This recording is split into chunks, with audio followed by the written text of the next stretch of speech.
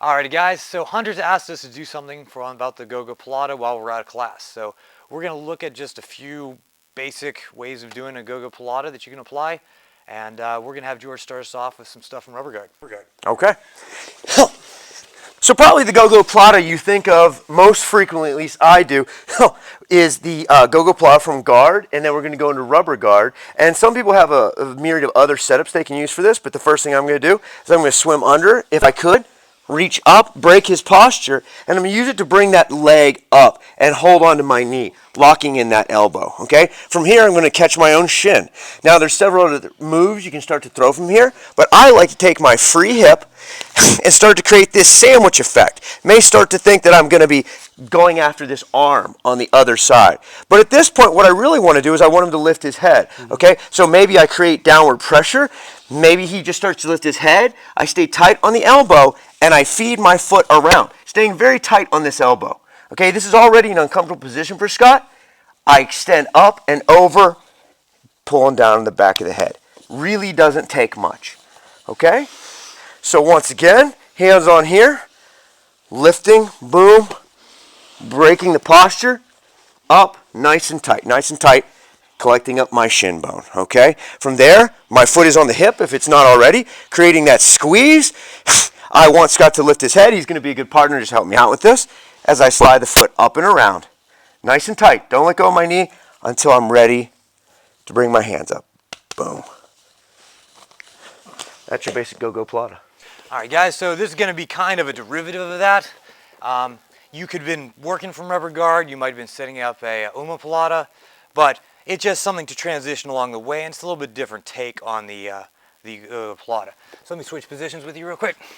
Alrighty, so let's say that I'm here and maybe I was setting him up in rubber guard, or maybe I was just pushing that head and I was going for that palata. But one way or another, I could be here, I'm just going to be pressuring on the head, that foot that was in his hip is going to try to kick me to the side as I pressure out and around, boom, and I'm getting it here. Now, if I was going to go finish that palata, I would of course keep proceeding to the side, but in this situation what I'm going to do is I'm going to grab that foot, pull it down, and I'm going to take my other leg up, and I'm figure four-ing that foot, and I'm hooking my foot under his jaw. Now, it's going to be a little difficult to convince him to put his head up, but most of the time, if they're concerned about a lot of other positions here, or passing your guard, that's not a main concern.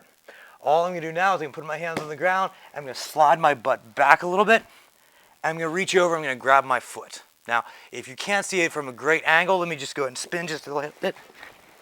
So, I got my foot under his jaw, and I'm going to bring my foot up so I'm kind of cradling his neck. When I scoot my butt back, that allows me to not have to be super flexible to find my foot. And I'm just reaching up. I'm not grabbing the toes, I'm grabbing the ball of my foot, and I'm pulling backward, and I'm extending that toe right here to get rid of that space we had. Boom. All right. And I've just got one more for you guys to think about and play about as you're training. Well, hopefully you have a partner wherever you are, but if you don't, maybe just something to think about, is getting this position from something that's a little bit more unorthodox. So we sit here, head that way. All right, so let's say, sitting here in mount, working for this arm bar, I sit off, I get this arm bar, he grabs his hands, and I start doing my pulling thing, and I'm sticking my foot in, and I'm giving him a hard time. But I decided to do something maybe just a little bit more entertaining. All right, so what I'm going to do here is I'm going to take one hand back, keeping the pressure on his arm, and I'm going to go ahead sitting up like I'm threading the needle, and I'm going to turn my leg over and take it to his neck. Now, I'm going to settle up on him because I want to have a decent posture here, and I'm going to reach underneath my foot, and I'm going to grab the ball of that foot again. Only instead of from the front, I'm going to grab from the side, and again, I'm going to lift up and just extend that leg. Just in case, oh, I was right on your microphone. Just in case you can't see from that angle, let me just try a different angle for you. Boom, I'm sitting up, I'm sitting over, I'm getting that arm bar, posturing that hand back, and I'm taking my foot across, and then I'm sitting back up on top of you. Now, I'm still kind of driving this hand and trying to use this hand to posture out, but this hand's coming underneath, grabbing that foot to finish him out. So hopefully that'll give you some ideas of stuff to work on and train while you're sitting there at home. Thanks a lot.